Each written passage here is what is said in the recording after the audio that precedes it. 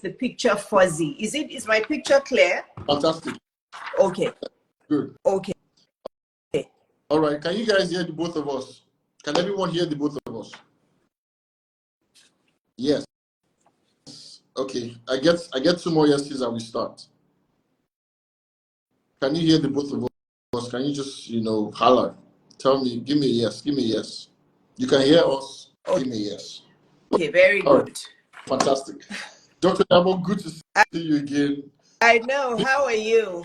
Very good, very good. How have you been yourself? I've been good. We thank God. 2024 has been good. So all praise be to God. Fantastic. Yes.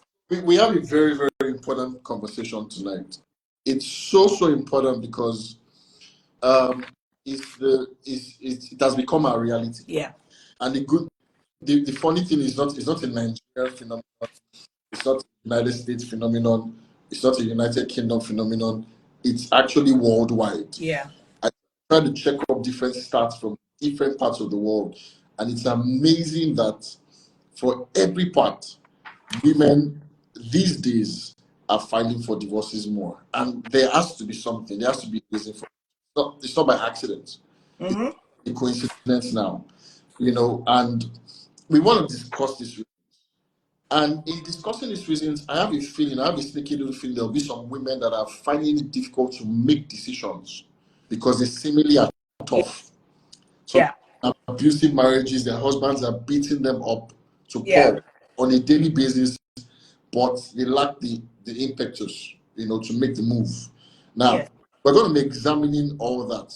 We're going to be looking at the factors, the reasons why the dynamics has changed. I'm not sure this is how it was 2-3 decades ago. Yeah. So there's a reason for this now. And we're going to talk about the implication. What does it mean for a woman today?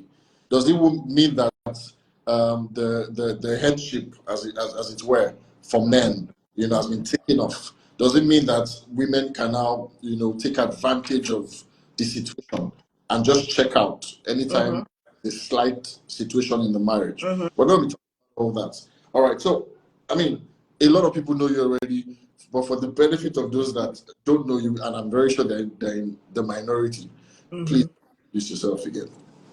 Hello, everyone. How are you all doing? My name is Dr. Iyabo Webzel, the coach on Instagram and the woman on real life who has a kind heart, but she delivers her messages bluntly. A lot of people read, they watch your videos with one eye open.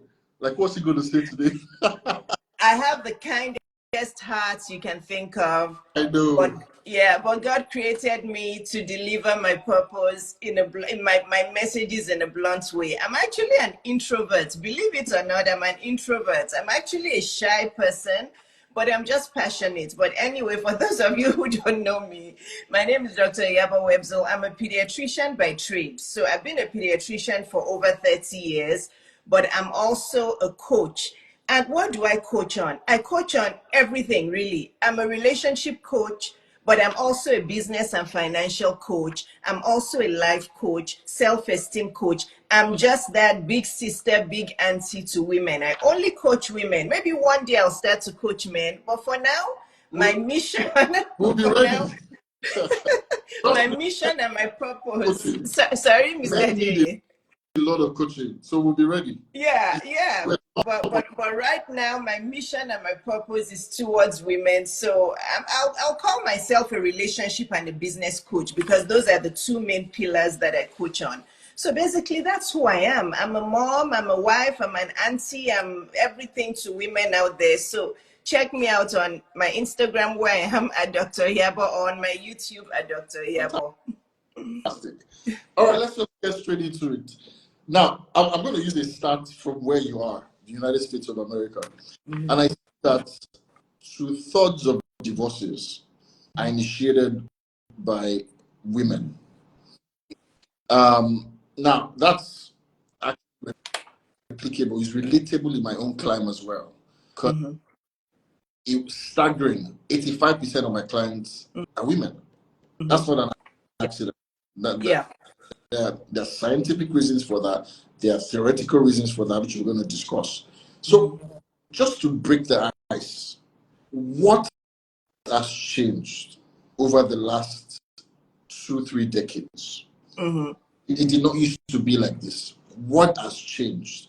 Why are women filing for divorces more? Is it because they lack the tolerance, as it were, the element of tolerance you need in a marriage? Mm-hmm. Or is it because they're just very quick to chicken out? Or is it because they're just tired? Really?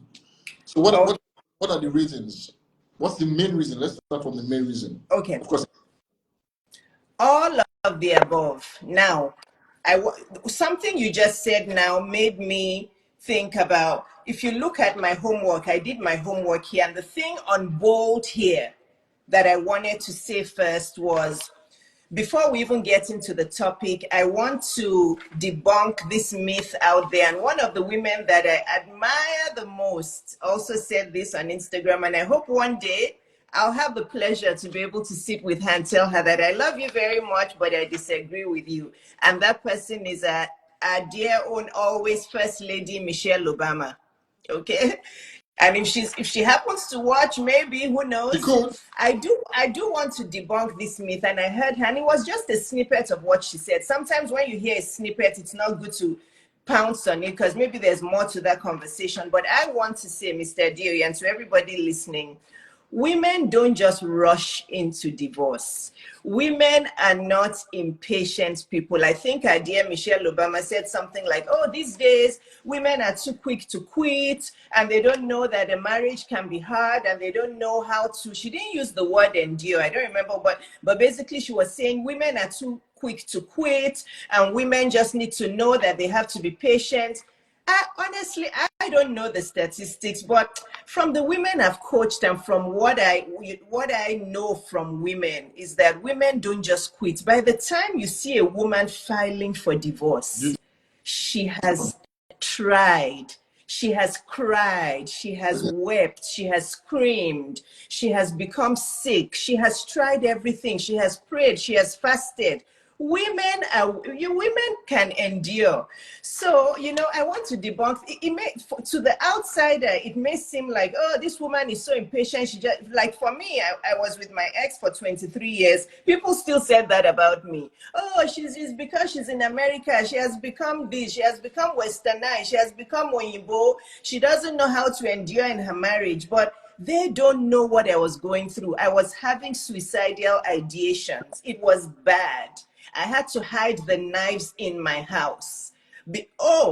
Adeoye, I don't think you've heard my story. My dad had to tell me one day. I woke up at 2 a.m. and I drove outside. I didn't want to talk because my ex was in, and I was yelling on the phone to my parents like, I just want to end my life. And my mom was like, okay, go and hide all the knives at home.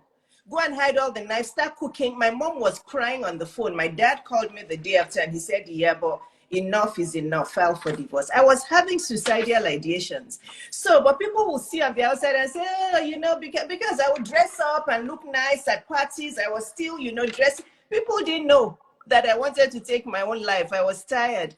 So, until you've gone through a divorce, it's easy for you to say, oh, women. So I wanted to say that by the time a woman files for it, because no woman wants her marriage to end, So, no sound. No sound? From who? From me? From her? From who? Maybe it's your end. Can we, I've not said anything since. Can we just confirm? Maybe that person. Can you tell us before we keep talking? Is it from my end or Mr. Adeoye's end? Can anyone hear us, please?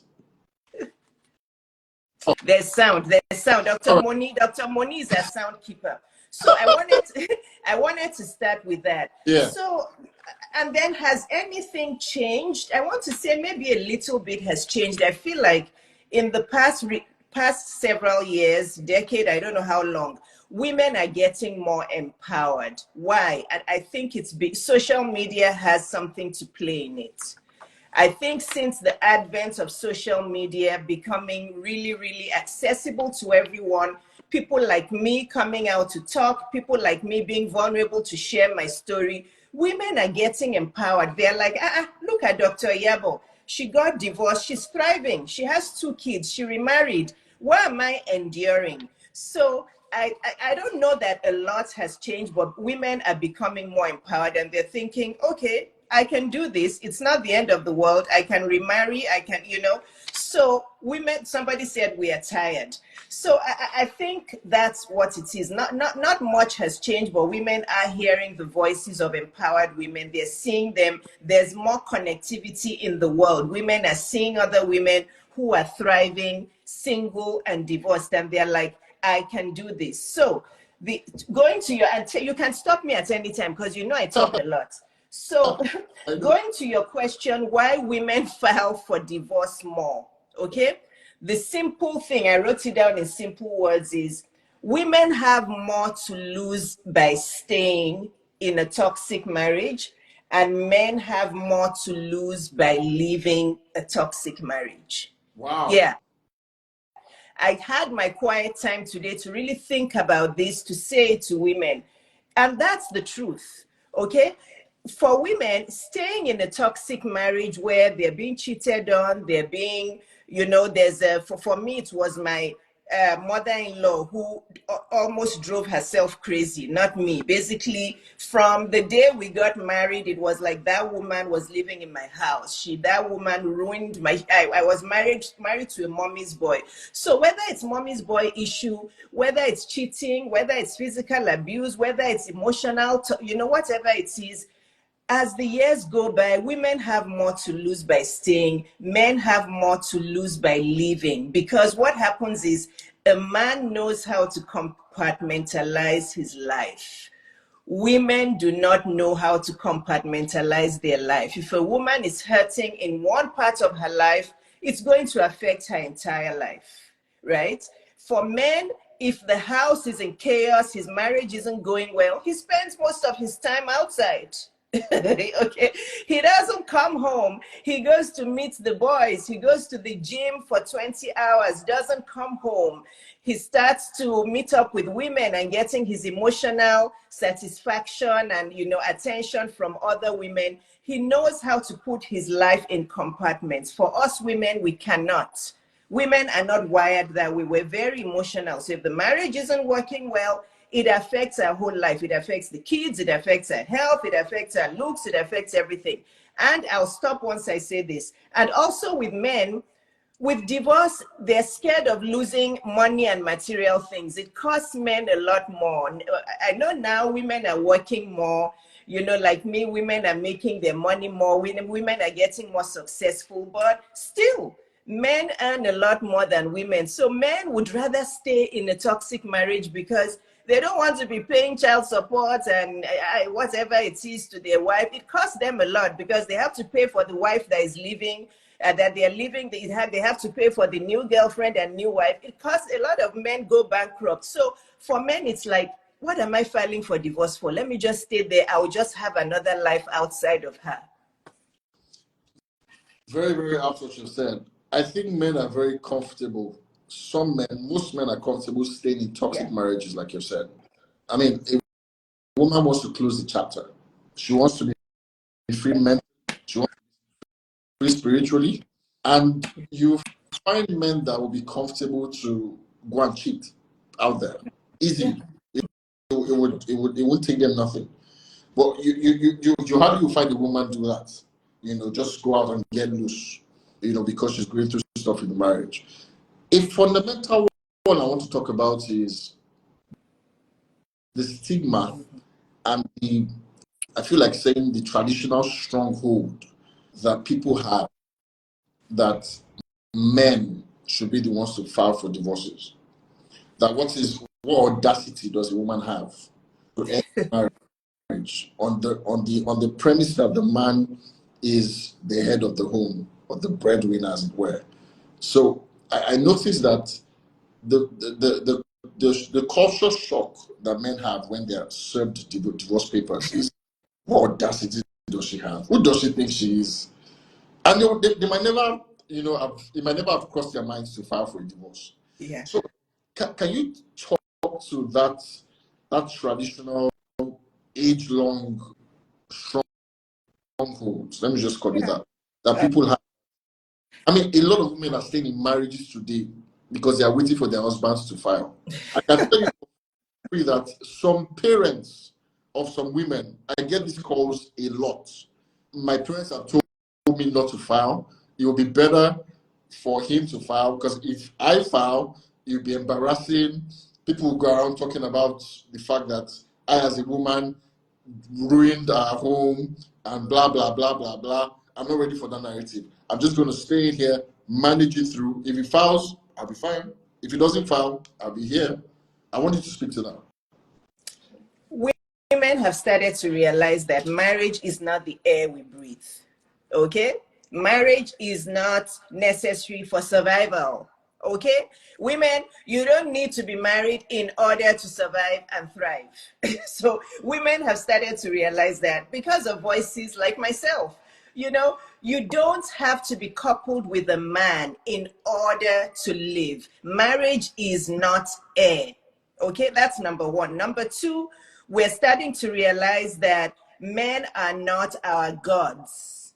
At least a few women have started to realize that. We love having a wonderful, supportive husband beside us, but we've started to realize that we don't need to worship men. A lot of women still worship men, and the mothers who are giving this advice are also mothers who, generation after generation after generation, all that generational low self-esteem has been passed down from great-grandmothers to grandmothers to this, that, oh, you know, your husband, you cannot leave your husband, or you cannot, you know, it's nonsense, okay? And we're starting to debunk that myth. Women are still, we still want loving husbands. There's nothing like having a loving, supportive husband, but So, we're starting... You tell me that. You tell me. Oh, yeah, you know, there's nothing like that. You guys can see how I'm flourishing, how I'm glowing. It's because Neil takes good care of me. Yeah, it's because, you know. So I wish he was here to hear this, but he knows we take care of each other. This morning, he told me how much he appreciates me and how much his life has changed. This is after how many years of, you know, so it's nice to have a good husband, but we're learning that it's not necessary to be with the man. And I, you know, I've posted it many times on my page that we women are the cause of our own problems. Let's even leave men aside for a second. We women pass down our generational low self-esteem. Mothers, aunties, grandmothers. Yes, it's generational. Hereditary. We can catch it. It's hereditary. It's acquired. It's everything. Do you know how many women I've coached who their dads and their uncles are telling them to file for divorce? Their mother is the one telling them, you must not, you must stay with your husband. Yeah. So we women are the cause of our own problems. We feel all these grandmothers, great-grandmothers, aunties, all of these women, they still feel like marriage is air. Marriage is not air. You will survive. You will live without marriage. This that the threshold for pain for men of this generation is really low. What do you think about that? That people can't the tolerance level is really low. What do you think about that? Let me throw the question back to you. Why should marriage be painful? That's a very good question. Why should marriage be painful? If you're going to be married to a man and you're going through pain, you're better off being single. So I will not answer that question, Mr. Dio. You know I'm stubborn. I know you. I know you. I just wanted to make sure that our listeners listen to that. And because if you're talking about pain, are you talking about I fell down and I twisted my ankle? Or are you talking about, or are you talking about I lost a loved one? Or are you talking about some tragedy? Or are you talking about my business isn't doing well? Marriage was created to be beautiful. I understand there will be ups and downs. Yes, there's no perfect, I understand. But this narrative that the pain of marriage, can we stop saying that? Because it is deceiving our young. I have two daughters. They're 20 and 26. I tell them all the time, I'm like, marriage should not be painful. Don't listen to people. Oh, all of this you have to endure. Marriage should not be painful. Marriage was actually created by God in order to enhance our lives. Exactly. Because God saw that doing life alone alone will be hard. So God was like, I'll bring a man, a partner, they'll join together, they'll support each other and make life beautiful. But we humans have turned it into pain and suffering. No more. Very good. You answered it anyway. You answered it in the way I'll have explained to answer it. Okay. So it's very important that people have the right perspective. Marriage was not designed to be painful. It's not a question of, what's another myth that we have to bust. Men cheat, so why is yours different? I've heard that a lot. Now, people that file for divorces on the grounds that their men are cheating, and a lot of them I've had husbands that have cheated for years, 4 or 5 years, and you hear stuff like every man does it. So is that why you want to leave? Do you know who is saying that the most part? Women. Yeah. Amazingly. Women. Yeah, I'm telling you. Honestly, you men, I'm giving you men a pass today on this life. No, you didn't you see that I woke up this today to give women a good lashing? Did you see my post about? Yeah, it's time for us to introspect. Yeah. We cannot always be pointing at men. There's a lot of things women do. Okay, so who says that? The people who say that the most, all women cheat, is the gang of low self-esteem women. That's it. The gang of low self-esteem women. They cannot leave their cheating husbands. They cannot leave their cheating boyfriends. They've been cheated on before. They want all other women to come down to their level. There's a big gang of low self-esteem women out there. Be careful not to join that gang. Wow. I like that. That's a punchline there. Listen, there are excerpts of this live session we can just take out and put as a quote, and it'll be amazing. You've dropped a lot of gems. Now, let's talk about traditional roles in terms of, how people handle stuff, home chores. Women are, stereotyped to cook. Men are stereotyped to do X, Y, Z. Traditional roles. So it feels like the dynamics these days is that people are saying, well, I want a man that can cook as well. I want a man that can take care of the kids as well. So that's traditional role, as it were, how we were brought up by our parents. How does that affect the divorce dynamics? How does it affect assisting with household duties? How does it affect? Some men struggle with that. Some men have ego issues with those things. Many men have ego issues. They just haven't met the right woman. If a man with ego issues meets the right woman, his ego will deflate. But that's another topic for another day. Mr. Adio, you and I know that men with ego issues actually are insecure. They actually have low self-esteem. That ego is just a front. You know that, right? Yeah, true. Yeah. So, when we say men with ego issues, they're actually not confident men. They're struggling a lot inside of themselves. They want to be relevant by force. Yeah. They want to be relevant by force. If you meet a man who's humble, who's kind, who's gentle, he has very good self-esteem. My dad was one. My father-in-law was one. My husband is one. So you will know men and I'm sure you are one. I can tell. I can feel your energy. No, honestly, I can feel your energy I wouldn't be here sitting doing a live with you. Yeah. If you were an egotistical man, I would not be. So I pray that you will find a good woman. There's so many on my page. Anyway, guys, hello women. Mr. Adio is single. He's a humble man with very good self-esteem. I'm going to make you shy on this post. But anyway, so I wanted to say, growing up, what I saw in my house, between my mom and my dad, and these are people. My dad was born in 1929. My mom was born in 1932. There were no traditional roles. My dad did a lot of things that a woman would do. He was very humble. He supported my mom. My mom would sit down and he would make my mom tea. When they came to visit us in Atlanta, he would walk down 3 flights of stairs, go and make my mom tea, put crackers on the tray, and my dad will be walking. I'll meet him on the stairs and I'll say, Daddy, Egbewa, Eje Kingbela for mommy. And you say, go and take care of your children.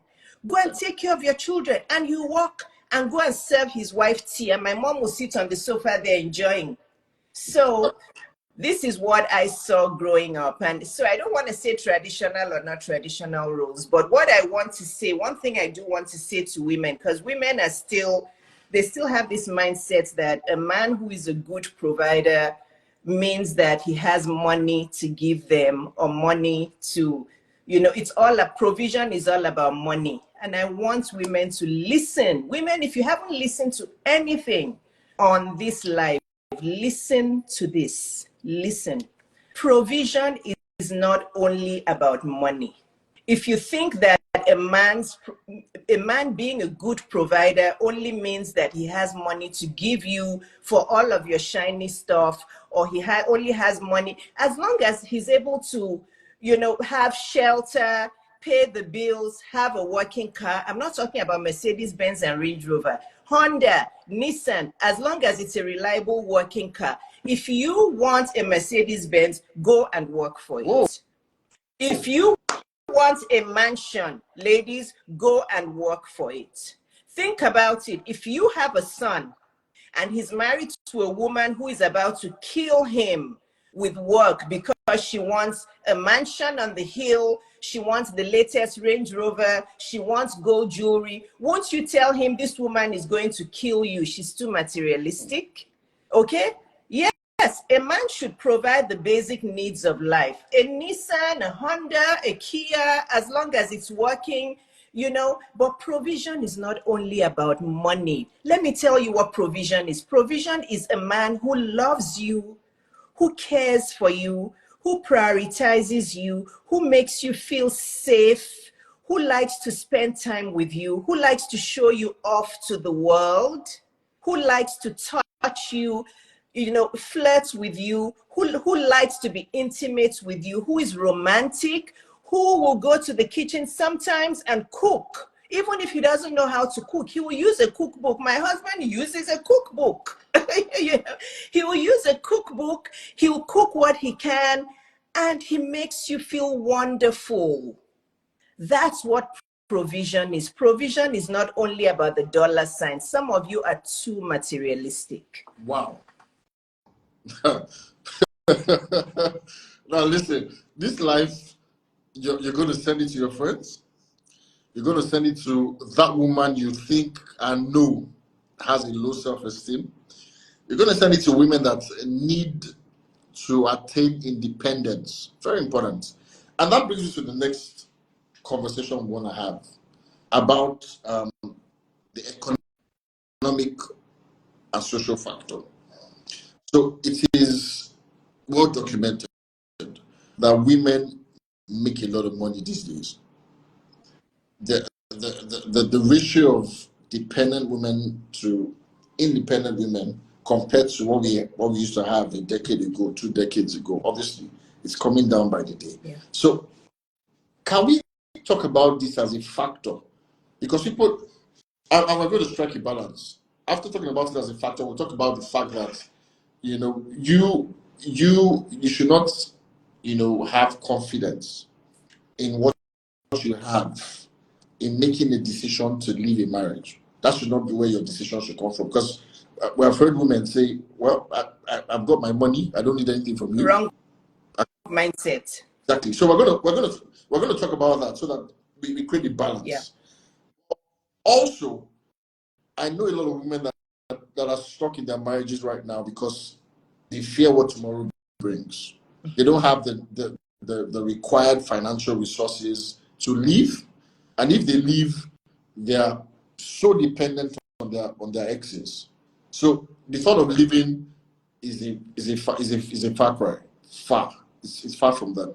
So let's talk about how the financial dynamics has played into this decision or into these statistics why women file more?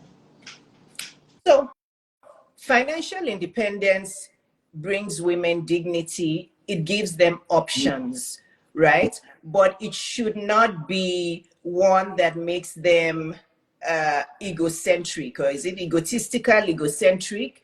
You know, you should not, and I know women do that sometimes. You know, I did that with my ex, you know, because I was just tired and I'll say, you know, I make all the money, and I, you know, sometimes we do that and we, you know, we say that, but I do want to say no man wants to hear that. No man wants to say, but I make a lot of money and I make more money than you, and I, you know, no man wants to hear that. But what we're discussing here is in two different ways. Let me talk first about the women who stay home and who do not have any kind of financial provision, because I posted a post recently that talked about that, and honestly it makes me sad because there were actually two women there that I had to block. And they're women who are young. I think they're in their 20s or 30s. And before that post, they loved my post. This is how people get so emotional, and just from one little thing. And for me, I don't condone rudeness. I cannot let any 20-something-year-old be rude to me. I'll block them. You know, and it makes me sad. If she watches this somehow, she's blocked, or maybe she'll watch it through her husband's post. I'm referring to you. You know who I'm referring to. If you're watching it, you live in Atlanta. You know, she's young, but I think after she had her second child, she and her husband decided she was going to stay home. So when I posted that post about, if your husband tells you to stay home and not to work, and it's not your decision, be careful, because you may regret it. Coming from a 53-year-old woman, oh, she pounced on me. And first of all, she was not rude, but as I kept saying, she kept coming back, and I could tell that that thing was making her uneasy. And that's one thing I tell women. If you read a post and it strikes a nerve within you and it keeps making you angry and you cannot have peace, that message is for you. Wow. Yeah. That message is for you. If you're looking and you're angry, who is she talking to? That message is for you. So I kept trying to tell her, you know what, I understand, you know, using my kind word. And she kept going. And then when she started being rude and telling me, it's because of this, it's because you're a coach, all you want is money, you're just looking for people's money, I blocked her. Because I'm like, okay, there has to be a boundary. Yeah. But women like that, they don't learn, because I'm sure she has a beautiful marriage. I'm sure that now it looks good to her that, okay, she has a 3-year-old and a 6-month-old. Her husband is telling her to stay home. You don't know tomorrow. You don't know, you know. Look for, even if it's a part-time job, look for something. Don't ever put all of your eggs in one basket because Right. your husband, if it's your decision to stay home, that's fine. But for me, if she were my daughter or my niece, I would tell her, don't ever leave your career, because as a woman, as a Black woman, it's already very hard all over the world to get a good job. Then if you're now a Black woman who has an empty CV and it's fine, I can stay till 3:30, so don't worry, Mr. Dewey. Because I talk a lot and I want to make sure I cover everything. So, you know, as a Black woman, then you now come after 10 or 15 years with no work history, with a blank CV. Nobody's going to hire you. Okay, unless you want to start a business. But which business are you even going to start after you have been home for so long? You haven't, you know, it's just, but they will not listen. So financial independence is very, very important, because you just don't know when you need. Like some people say, God forbid, what if your husband gets sick?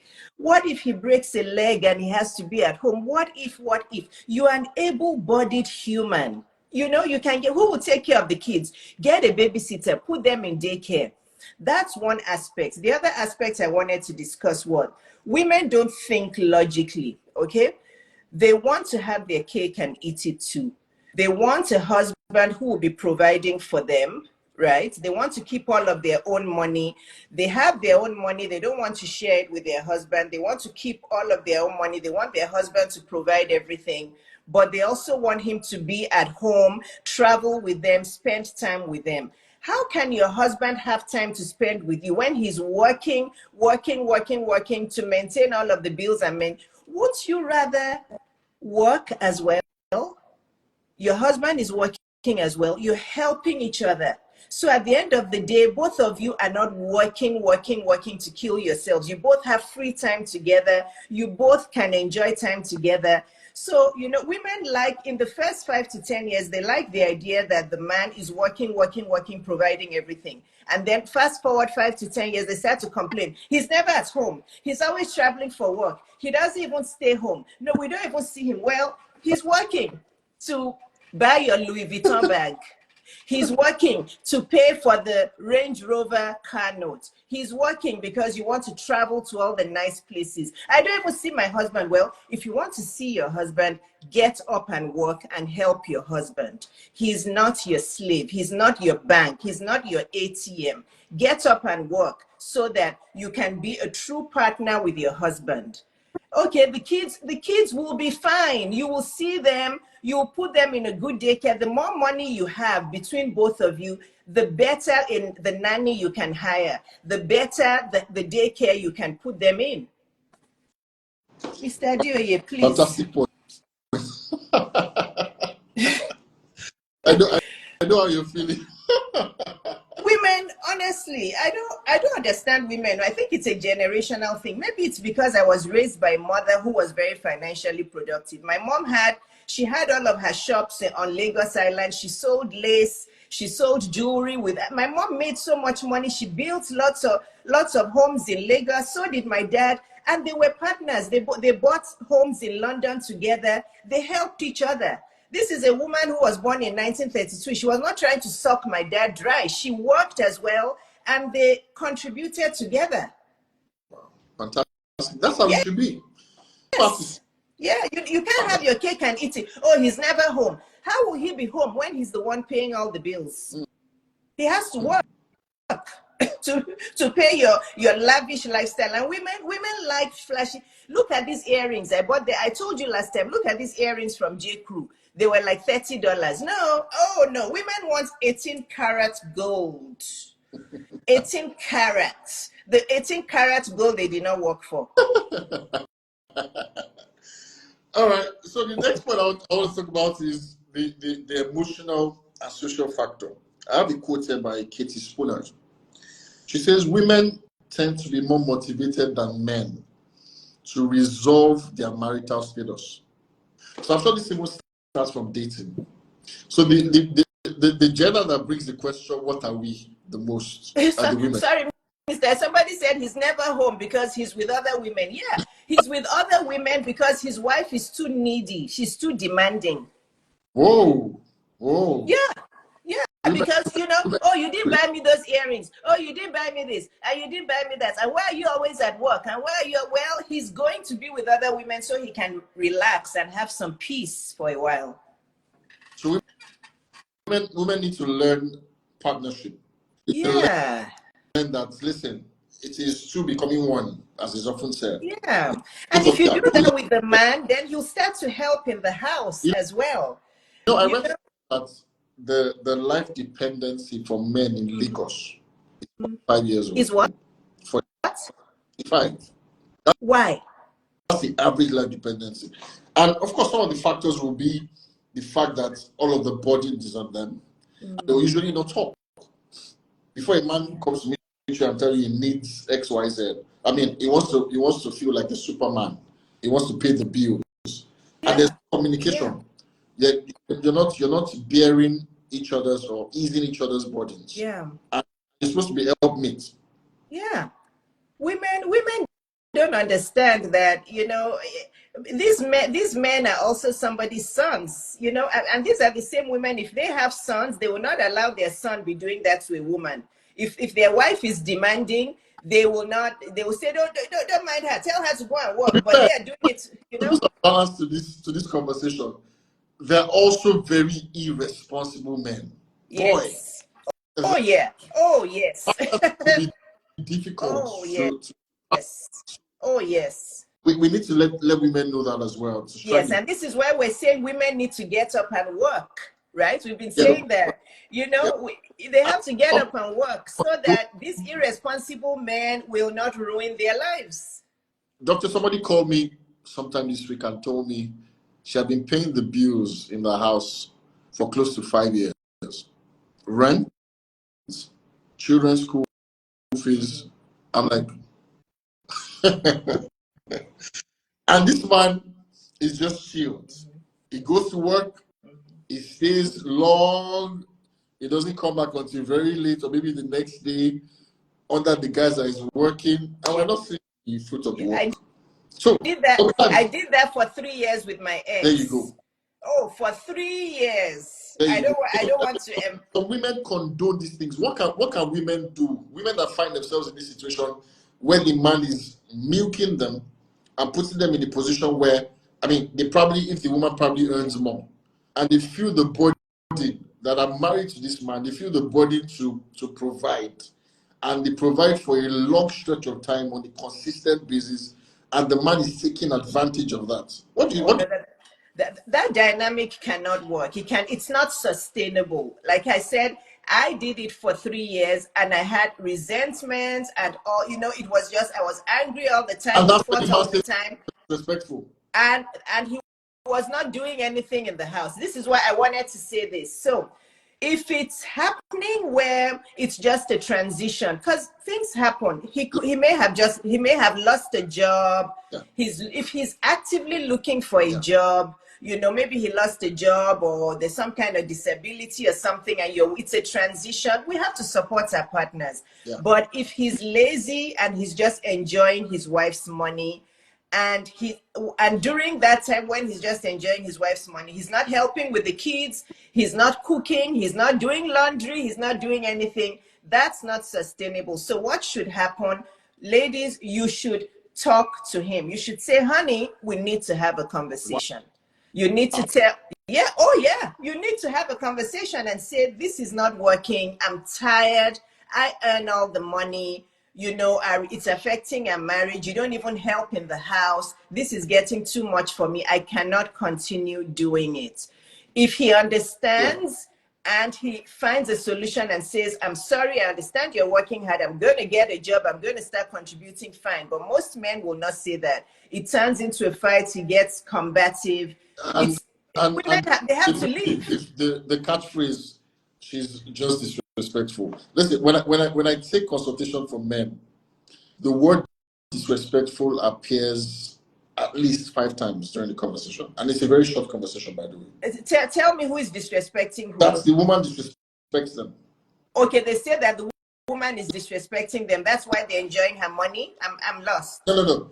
They are saying, so what the dynamics is, the woman steps in, makes things happen, pays the rent, probably pays the fees as well. Mm-hmm. But then sometimes our actions are saying that, actions are revolting and protesting, saying that it's not normal. I can't continue this. And sometimes she could carry her nose, she could frown her face, she could just.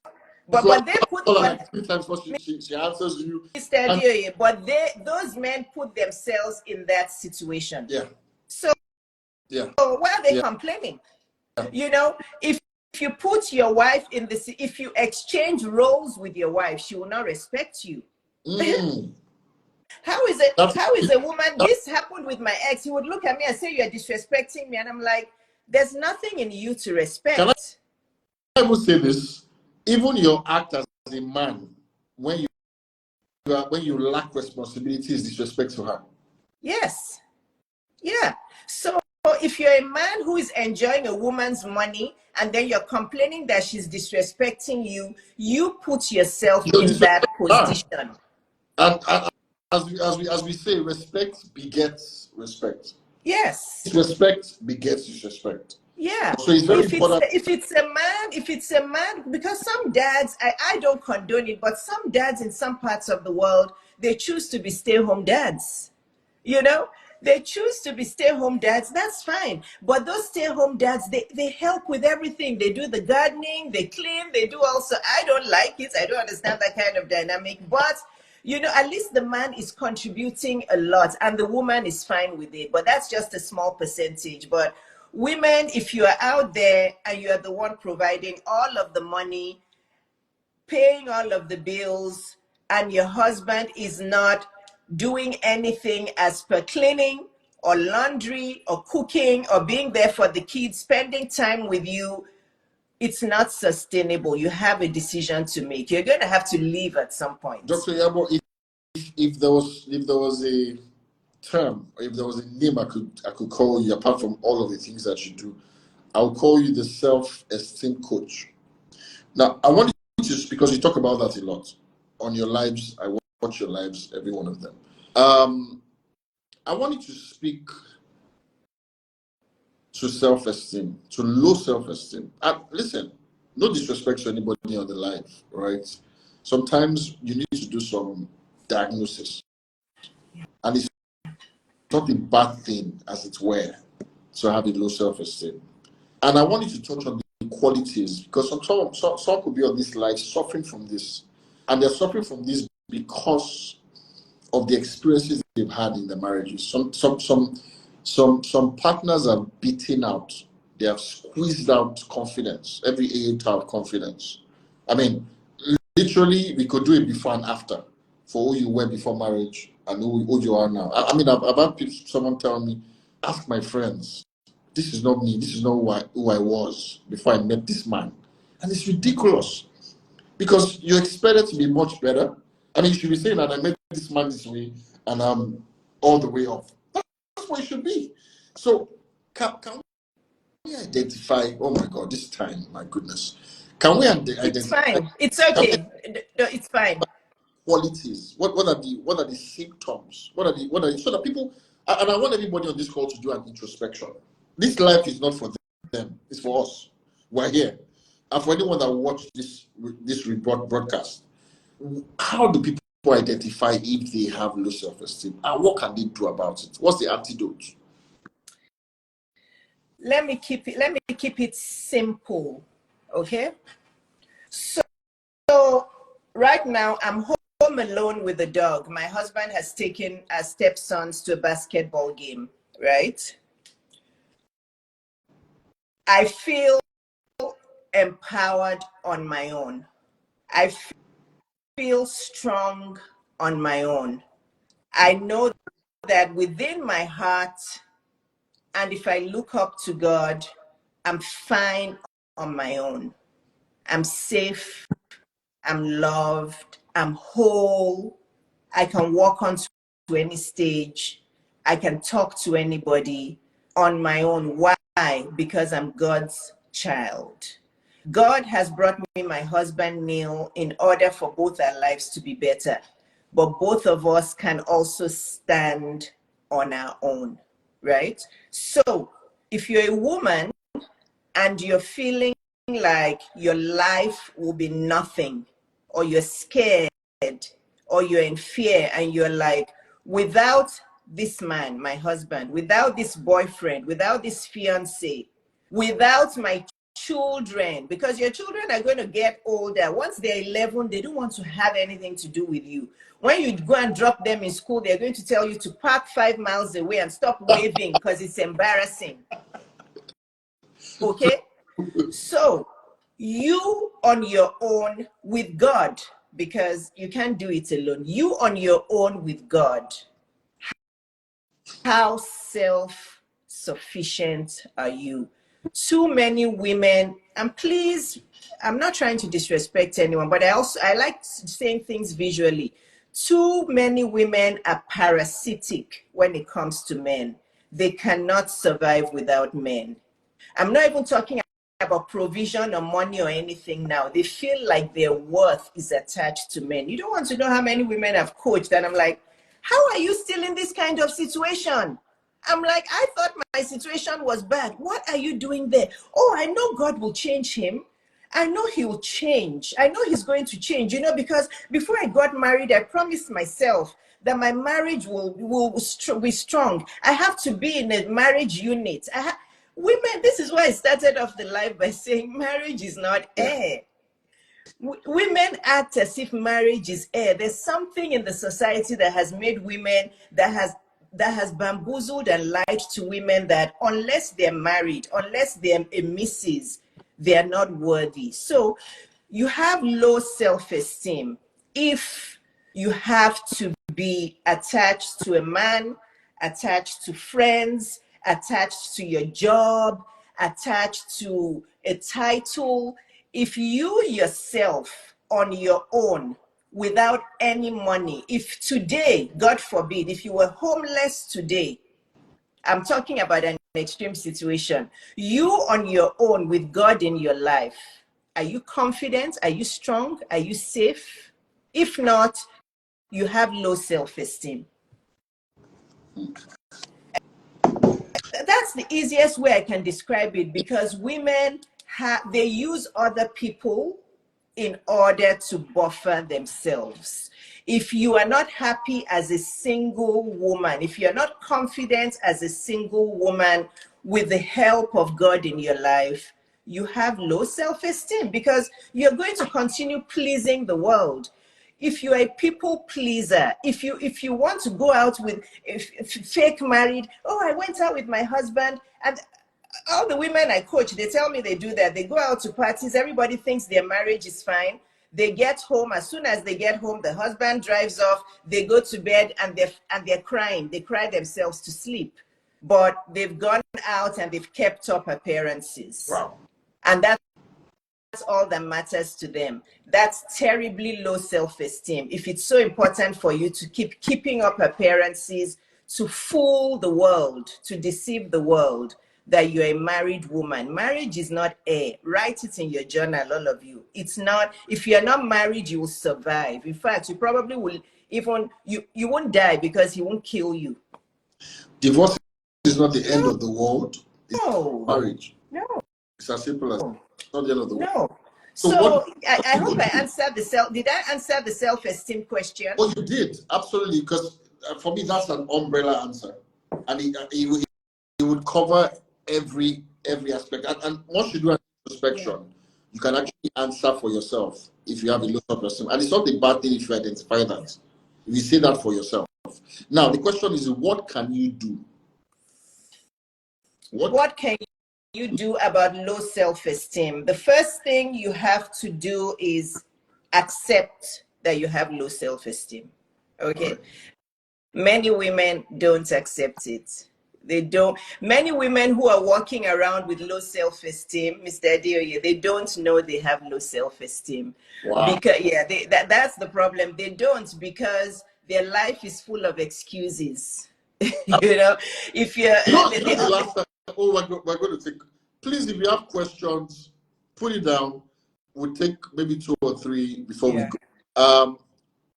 I remember the last live session we had, and somebody asked a question about, the guy wants her to come over to stay with her. They're not married yet. To live with her. Should she do it? Something for that. You just laughed and you're like, sometimes when we ask these questions, it's because we want someone to endorse. Yes. That's all we want. Yeah. Not within ourselves. Yeah. It's the wrong question. Yes. Within you already know that, listen, you're making a mess of yourself. But you want validation. I like what this person has said. Always seeking validation. And that's kind of low self-esteem. So everyone and most women have low self-esteem. I think if you look at the studies, it's like 80% of women have low self-esteem. That's what the studies say. I've looked it up. The majority of women have low self-esteem. A lot of women are people pleasers, basically. Yeah, and it comes from a generational kind. Women they're people pleasers. Most women have low self-esteem. So you can imagine, many don't know. Social media motivation for looking good, making up, might not just be that they want to look good. It might not end at that. It might be to show off to someone, or to be better than someone. Yes. Competitive. Yes. Yes. Wow. Yeah. It's a mashup of things. Materialistic. Oh, she's wearing this, I want to wear it too. She's slim, I want to be slim too. I want to wear the kind of clothes she's wearing. Comparisonitis, competitive. I mean, men are competitive too, but I feel like it's in a more constructive manner. Men are competitive because you want to acquire things, you want to be a provider. Women are more emotionally competitive. So a lot of women have low self-esteem. And so how do they start to work on it? That's a very hard question. And the answer I'm going to have to give is what women don't want to hear is every woman should have a coach. Yeah. Yeah. Every woman should have a coach because there's so many blind spots. Wow. There's so many, you know, you don't know what you don't know until you know what you don't know. Okay. You don't know what you don't. You're walking, you're roaming the earth, you're roaming the world, but there's a lot of things that you have a wrong mindset on. There are a lot of things you're learning from friends around you. It's like the blind leading the blind. The low self-esteem friends are advising the low self-esteem friends. So, you know, no, honestly, it's true. When women tell me, I'm like, all of you, you all have low self-esteem because, you know, everything you're saying doesn't make sense. So I think I have to say it. And it's not because yes, I would like people to come and hire me as they, but I don't need your money. I already have millions in assets. So this, I'm just saying it to help you guys. I believe every woman needs a coach to be able to help them in life and let them know where their shortcomings are and to help them, because otherwise, how else do you want to know that you have low self-esteem? How else do you want to know that you have to deal with a low self-esteem? You know, this is why when you see women who are evolved like me, they will always tell you that they've had a lot of coaching. There's not one woman that I see that I admire that I have asked and they're like, oh, I've spent thousands and thousands of coaching. That's why I'm where I am today. It's not rocket science. You have to invest in yourself. Somebody aside from your mother or your auntie or your teacher or your friends who are in your low self-esteem gang, somebody who's qualified, somebody, no, it's true, somebody who's qualified. It's not all of those friends you go to parties with and you're all just making each other feel good. It has to be somebody who's going to tell you the truth and help you grow and help you learn and unlearn. I want all of you to do, after this, go and do an exercise and think about the top 3 women you admire in the world. Maybe I don't want you to think about the wealthy ones like Oprah and all those people, but think about some women, you know, like me, who are like regular women that you admire, and ask them if they've had any ongoing coaching in their life. I bet you that 100% of them would have had coaching in their life. That's how important coaching is. So because the answer is a way of exposing you to your blind spots. Yes, Just like because man has the blind spot about them. because women are just going to they give excuses for everything. And if a woman gives you the philosophy and the explanation behind everything, Yeah. and you just be shaking your head there. I feel a lot of women stay in marriages out of excuses. Yes. They will give a million excuses. In fact, the moment they arrive at the decision to file for a divorce, they've run out of excuses. Yes. Yeah, basically. Yeah, somebody is saying or mentor. When women say mentor, they're saying it's an unpaid mentor. If you're lucky to find an unpaid mentor who is actually going to sacrifice their time for you, you're lucky, but it's very rare. Okay, women are always looking for free mentoring. Free mentoring is not going to elevate you because they're not going to be as committed to you as they should be. So the same way you are planning for, in my 30s and my 40s, I've told you guys over and over, I spent over $250,000 on coaches and consultants. I'm telling you, it's not like I could afford it, but I knew how important it was. So look for qualified people. Even if it's just 2 sessions a year or 3 sessions a year, somebody that can put you back on level ground. Very important. Last question before we go into the question section. I want you to give some booster shots. There could be a woman in this live session. Now, this is not us endorsing or encouraging you to check out already. But there could be a woman on this live session that is struggling with deciding to leave an abusive marriage. They just need, like I said, a booster shot to sort of give them that courage, the impetus they need to leave. What can you say to them? What can you say to that kind of woman living in a terribly, abusive marriage, physical abuse, unending emotional abuse? I mean, I've gotten calls from women whose husbands have been cheating on them for 5, 6, 8 years consistently. And they're treating STI after STI, and these husbands are giving them STIs. Yeah. I'm telling you. So the guy comes begging, he comes crying, they start again. In fact, she deletes the evidence. Oh, in fact, she probably, attaches a scripture to it and says, no, we need to forgive. God hates divorce. Then, so, and before you know it, and time flies. With abuse, time flies. Because the more you condone, the bigger things get. And sometimes you find yourself numb to the situation, to the pain. You can be in a mess so bad that you're used to it. It has become a part and parcel of you. You don't even feel the pain anymore. You don't even feel the abuse anymore. You imagine finding a lady's chat on your man's phone, and you're like, okay, next. I mean, I've been there, done that. Yeah. There is nothing makes you feel, any sense of, you don't feel bad about it.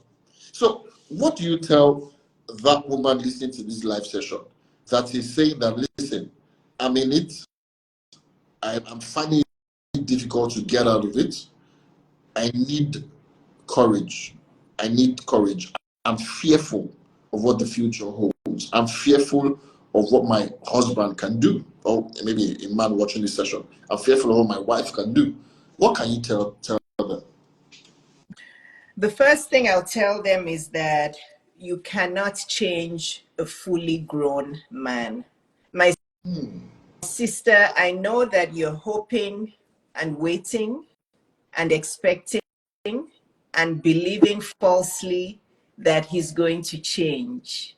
But you will wait until you're both 90, 100 years old, if God even gives you that long, because you cannot change a fully grown man. That's number one. And number two, women don't make that decision to stay on their own.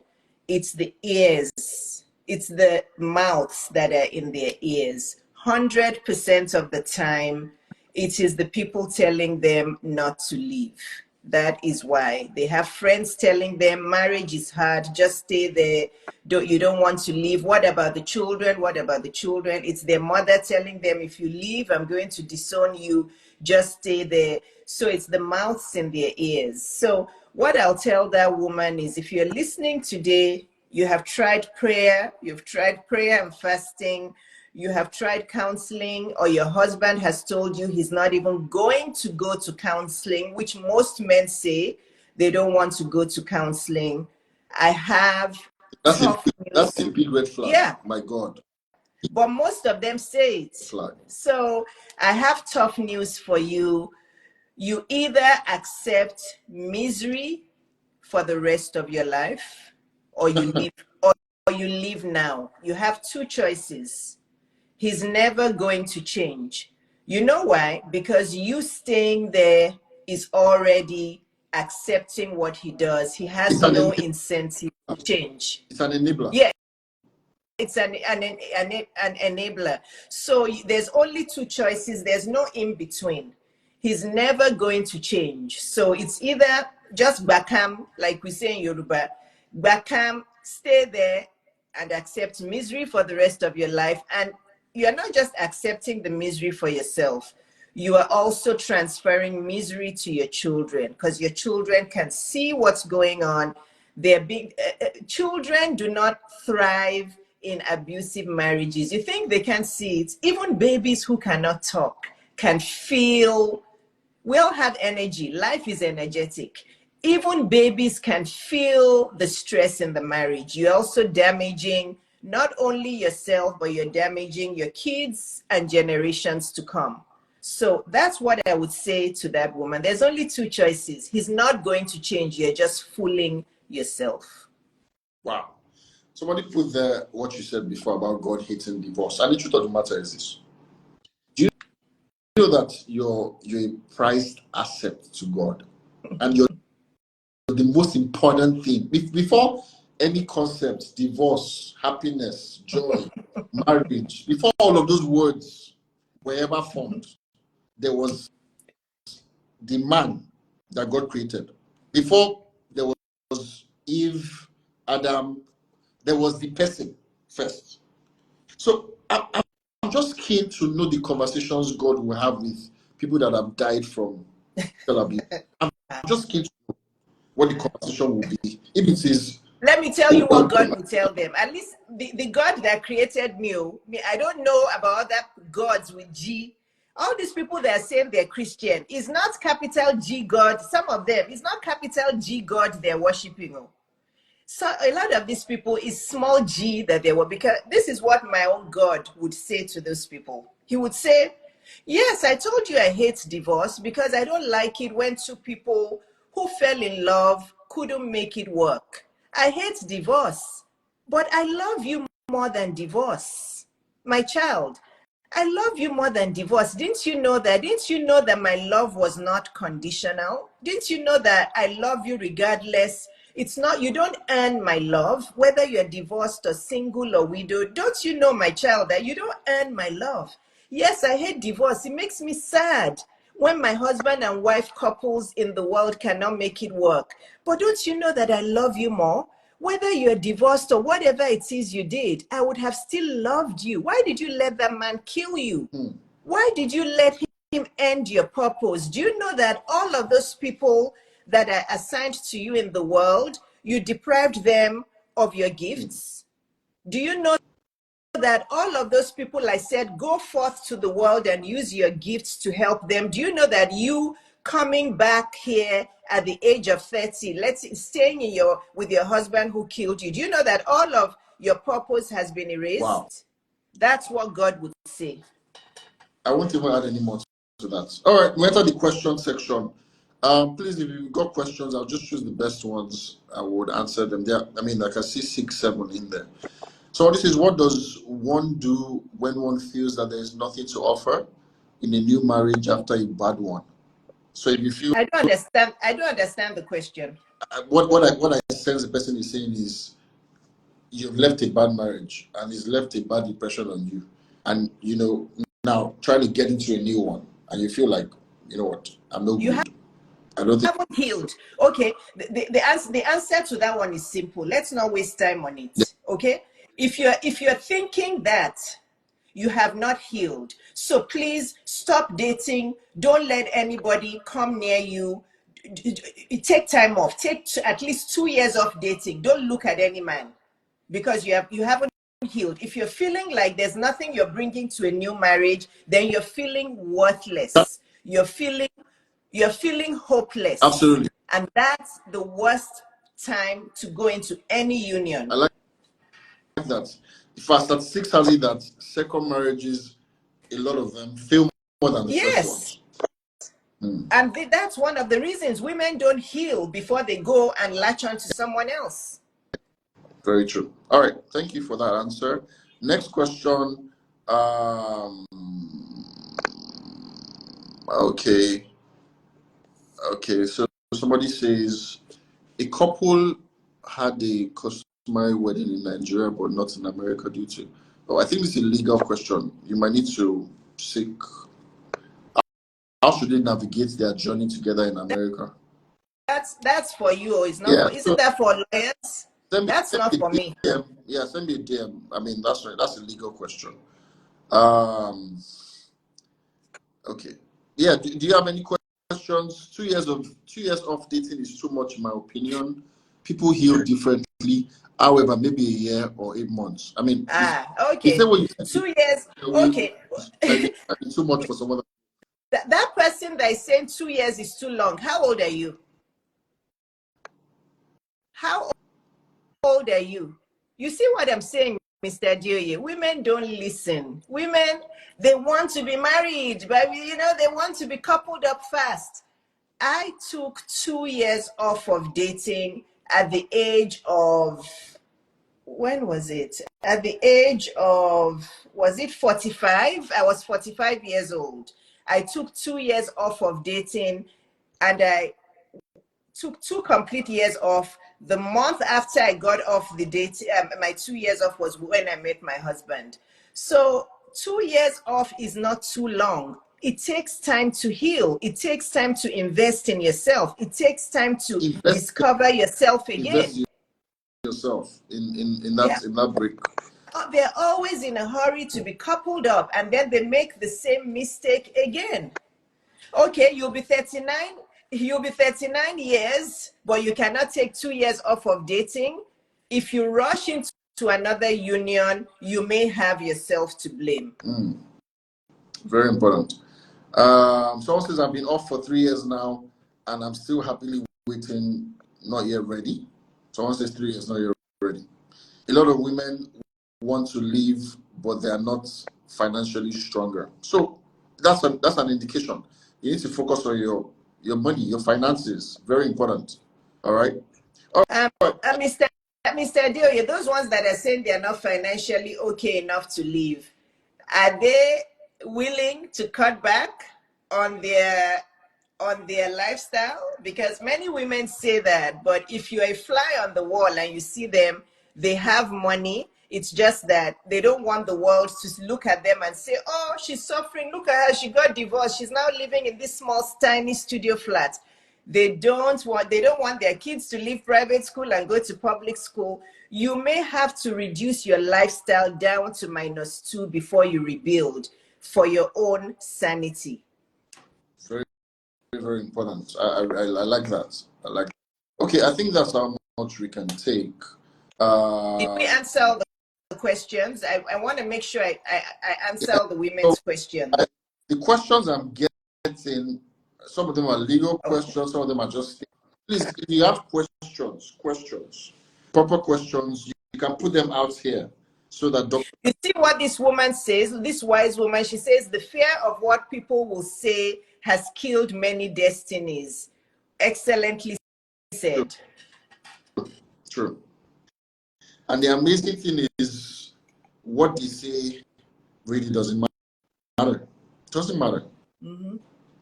Amazingly. What's my opinion on femininity? Femininity is very, very important if you're trying to attract a high quality masculine man. A high quality masculine man does not need another man to be married to. Okay? A high quality masculine man wants to marry a woman that knows how to dwell in her feminine energy. So you're going to have to know how to balance your masculine and your feminine energies. You use your masculine energy to be productive in your business, in your work. When you're relating with your husband, you have to know how to dwell in your feminine energy. And if you cannot dwell in your feminine energy properly if you're not healed. If you are still in pain from the past and from bad relationships, you always go back to your masculine energy, because anything your husband or boyfriend does, you're going to keep remembering your ex, and it's going to make you go back to your masculine energy. So feminine energy is not something, it's not just because you look like a woman. There are many women who look feminine, but their behavior is very masculine because they're unhealed. All right. Someone's asking, I am divorced more than 2.5 years, 2.5 years. Custody with the father, but you know what? You could send me a DM. Jalpa. Okay, Jalpa Cabra. You can send me a DM. All right. So someone says, I don't even know how to summarize my question. It's a lot of stuff. Enroll in my coaching. If it's a lot of stuff, that is coaching. Please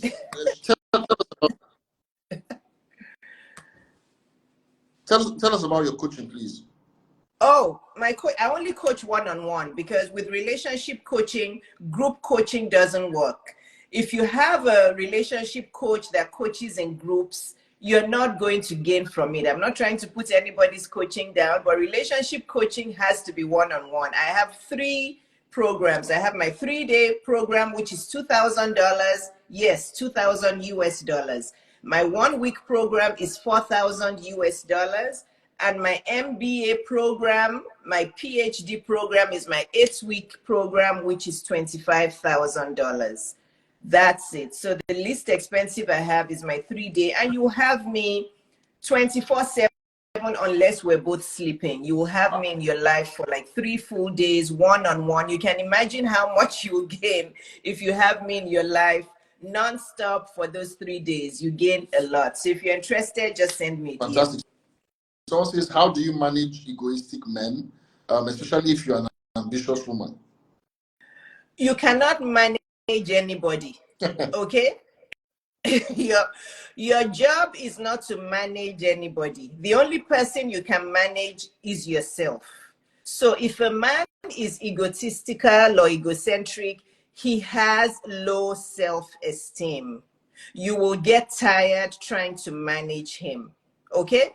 There are many, many men out there who are not intimidated by a woman's success. If you're with a man who is egocentric, he has low self-esteem, and there's nothing you can do to manage him for him to accept your success. It will not work. Very good. Somebody says, how can I handle a man that is... What's your opinion on dating men with baby mama issues? Mommy's boy. Well, I think baby mama issues is got... Which one is baby mama? It's probably a couple of kids out there. There's okay. So there's nothing wrong with a man who's had kids before. There are many men out there who are divorced, who've had kids before. That does not make him a bad person. Okay? I do want to say that because a man has had kids before doesn't mean he's a bad person. You have to. And it doesn't matter if it's kids with several women. Okay. No. Okay. That we're talking. If he's had kids with several women and he didn't marry them, run. Okay? If he's a baby's if he's a baby, the baby daddy, I don't know what the term is, but if this man has had kids with several women and he did not marry any of those women, I say run. That's not a responsible man. But if he's been married and divorced with kids and he has kids, date him and see if he's a good match for you. My husband had 2 kids before we met. There are many blended families that meet, but if he's a man that can't control himself and he's just impregnating women everywhere, no. Avoid those men. Somebody says, I'd like to know if there's a good place to network. I like meeting high value people. So asking if there's a good place to network.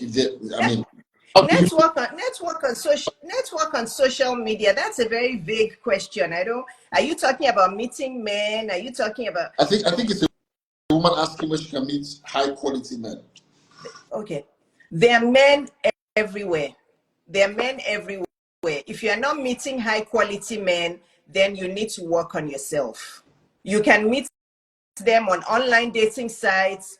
You can step out of your house and meet a man in a coffee shop. You can meet him, and there's men everywhere. So if you feel you're not meeting high quality men, then maybe you haven't yet worked on yourself to become a high quality woman.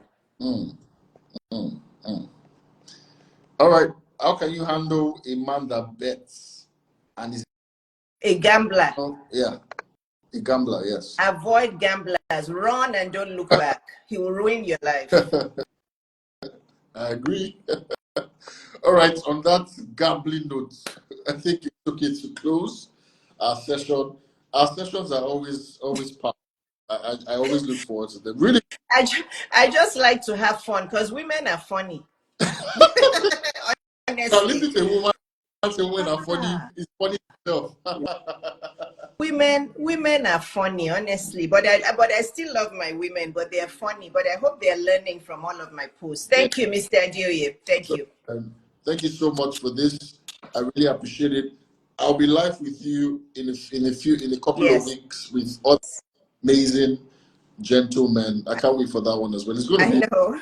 I know. I'm going to post that in the next few days. Yeah, so women can start preparing. It's going to be fantastic. awesome. Yeah. All right. Thank you so much, Thank Dr. you. Iyabo. Thanks, everyone. Bye-bye. All right. Bye. Hello, guys. Thank you so much for staying on this live session. I'm sure you enjoyed it. I hope you did. Now, I'm going to post this on the page. I wanted to send it to as many people as you think you can send it to, as many women as you think you can send it to. Because listen, it's not only divorcees that need to hear this. We touched on self-esteem. In fact, I have this sneaky little feeling that some single ladies need to hear this as well, because it's going to help them avoid certain pitfalls. All right. So please, I'm going to post this up on my page in a few. Oh, somebody says I'm meant to. Absolutely. Men have to listen. Women have to listen. Everyone has to listen, because there are nuggets that will help you for life. All right. So thank you for joining. In the next few days, I think on Tuesday, I've got a live session on Tuesday. I've got a live on Friday as well with equally very quality people.